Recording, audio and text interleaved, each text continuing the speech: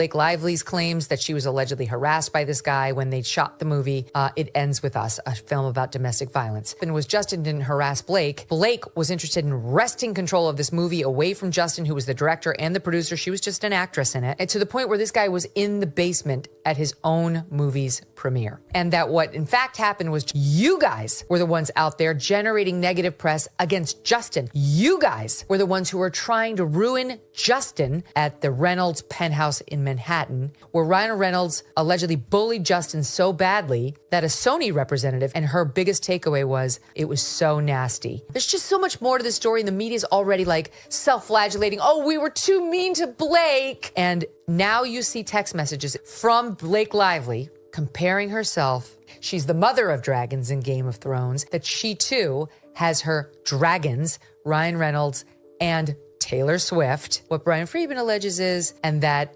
they are powerful advocates for her. You'll go along or I'll unleash my dragons on you, you loser who no one's ever heard of. I can't believe neither side is like giving in. They're like digging in further. It's going to be the kind of lawsuit that is full of evidence, documents, which prove exactly what she did to take over the movie and used her PR people to try and destroy Justin. And we're carefully considering other people that will be sued also. Ryan Reynolds, for sure. Baldoni is going on the offensive. He just launched a website containing 168 pages of documents and text. Hollywood's latest attempt to bring the best-selling novel It Ends With Us to the big screen was supposed to be a heartfelt success, but instead, it has exploded into a full-blown media frenzy that no one anticipated. With Justin Baldoni in the director's chair and Blake Lively leading the cast, the film has already hit theaters, but both critics and audiences are tearing it apart, branding it a colossal failure. To make matters worse, Lively and Baldoni are now embroiled in legal battles against each other, with shocking rumors even hinting at possible jail time for Lively. A gag order that could have silenced this escalating feud was completely rejected, only intensifying the chaos. And just when things couldn't get any more chaotic, a scathing New York Times expose, seen by some as an unfair takedown of Baldoni, has pushed the entire production into deeper controversy. As if that weren't enough, Baldoni has now launched a website filled with explosive documents and private messages in an attempt to defend himself. But rather than putting out the fire, it has only fueled the drama, turning this Hollywood scandal into an all-out inferno. So, how did everything unravel so spectacularly? And is there any way to salvage this doomed project? When news first broke that It Ends With Us, a novel celebrated for its emotional weight, was being adapted into a film, fans were ecstatic. The announcement had all the makings of a dream team: Baldoni, known for his heartfelt storytelling, and Lively, a red carpet icon whose off-screen persona often overshadows her acting career.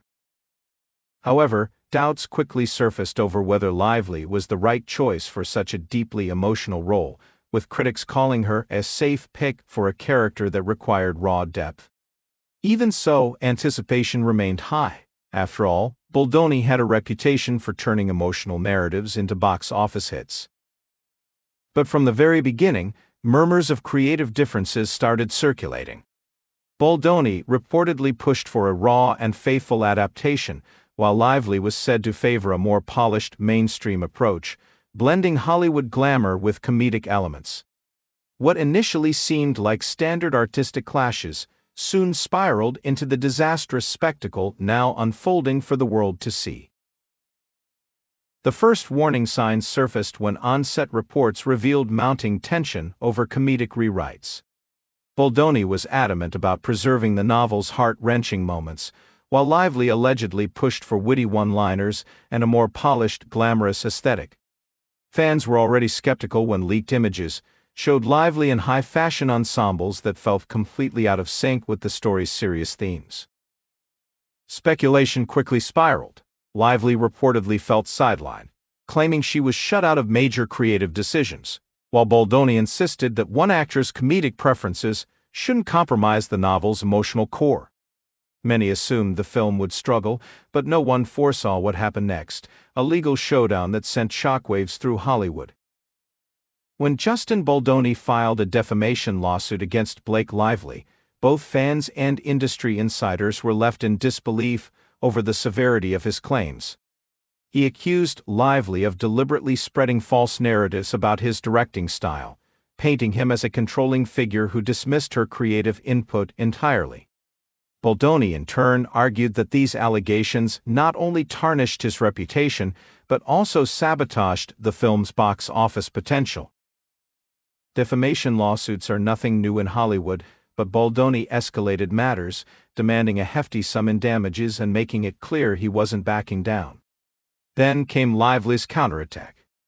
She filed her own lawsuit, alleging that Baldoni's behavior on set was nothing short of bullying, creating a toxic work environment that hindered her performance. What began as a behind-the-scenes clash had now erupted into an all-out legal war. Despite the ongoing courtroom battle, the studio pressed ahead with the film's release. For fans, this was the defining moment. Would the adaptation even come close to capturing the novel's raw emotion? The verdict? Widespread disappointment. Critics tore the film apart for its uneven tone, a disjointed mix of gut-wrenching confessions and misplaced humor that undercut the book's intensity. The box office numbers only confirmed its failure to resonate with audiences. In hindsight, many questioned whether the project was doomed the moment creative tensions emerged. The off-screen chaos completely overshadowed any meaningful promotion, with Baldoni and Lively's legal feud dominating the headlines. The film had become a cautionary tale, a stark reminder that behind-the-scenes turmoil often translates to on-screen disaster. In a last-ditch attempt to silence the public mudslinging, one side, allegedly Lively's team, petitioned for a gag order to prevent both parties from speaking out. The court denied it, leaving the door wide open for fresh allegations to surface daily. Now every leaked detail, whether factual or speculative, is spreading across social media and gossip outlets, only intensifying the scandal. With no gag order in place, both Baldoni and Lively have continued battling in the court of public opinion. Lively's camp has released statements detailing her alleged mistreatment, while Baldoni's supporters have countered with insider accounts. The ongoing back and forth has completely drowned out any remaining credibility the film once had. Then, in an unprecedented move for Hollywood, Justin Baldoni took matters into his own hands, launching a website dedicated entirely to the lawsuit. The site features a trove of documents, private messages, and production emails that, according to Baldoni, expose Lively's alleged manipulation of facts to cast him as the villain. Fans and industry professionals alike are dissecting these leaked exchanges with morbid fascination. Some messages reportedly show Lively advocating for comedic changes that diluted key emotional moments. Others suggest she later backtracked when backlash from fans grew too intense. While critics argue Baldoni's decision to go public is a desperate PR stunt, his supporters see it as a bold act of transparency, a way to lay all the evidence bare for the world to judge. Then came the New York Times. Renowned for its investigative journalism, the publication released a deep dive into the controversy. But rather than offering a neutral perspective, Baldoni's camp claims the article is heavily biased in Lively's favor, igniting yet another firestorm in an already explosive scandal. The New York Times article portrayed Baldoni as a relentless figure who pressured a struggling actress, but his supporters are calling it a smear campaign. They argue that the piece selectively framed events while conveniently ignoring key evidence from Baldoni's newly launched website. The article immediately ignited a social media firestorm. Some accused Baldoni of being inflexible and domineering, while others questioned the Times' history of controversial reporting. Baldoni's legal team insists the article was deliberately timed, allegedly published only after undisclosed discussions with Lively's camp. Whether this claim holds weight or is just speculation remains to be seen.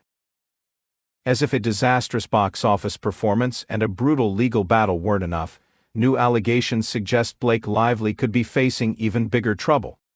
Reports claim she either submitted or endorsed allegedly altered evidence in her countersuit.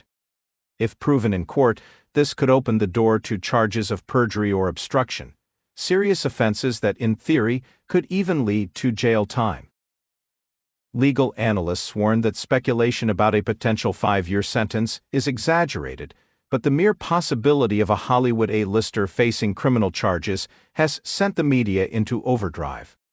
Baldoni's camp has yet to confirm whether they plan to escalate beyond defamation claims, but if the evidence he shared is as damning as he claims, Lively's legal problems may be far from over.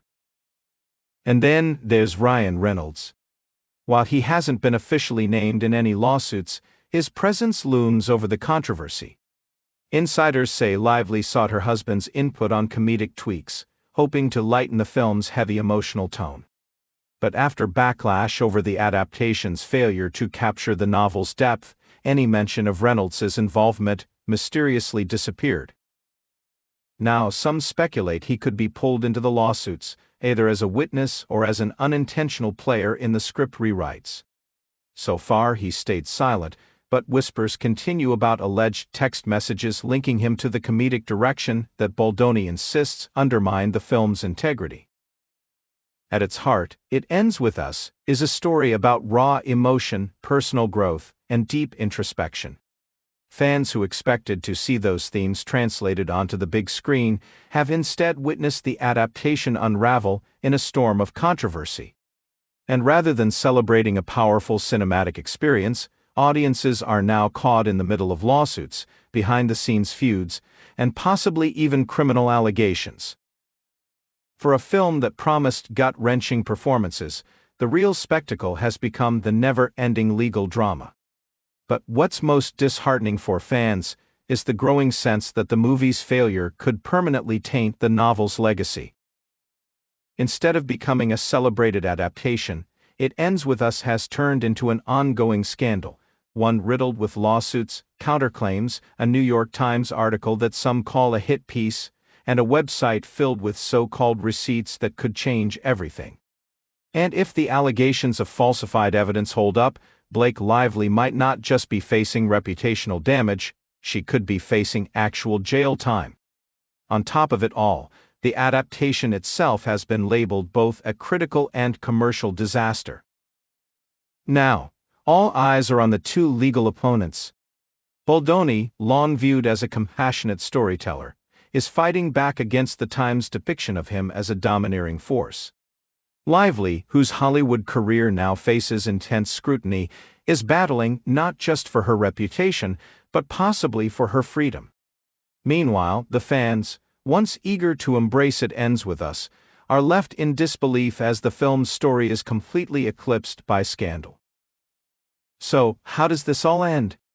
With a quiet settlement? A high-profile courtroom clash bigger than the movie itself? Or a last-minute truce to salvage what little remains? One thing is certain, this is a cautionary tale of what happens when creative visions clash, egos collide, and the relentless glare of public scrutiny refuses to fade. What's your take? Did the New York Times go too far in its portrayal of Baldoni, or is he truly the overbearing figure they've described? And if the allegations of falsified evidence prove true, could Blake Lively actually face jail time? As this saga continues to unfold, there's always more to uncover. Thanks for watching. Don't forget to like, subscribe, and hit that notification bell so you don't miss the next explosive update.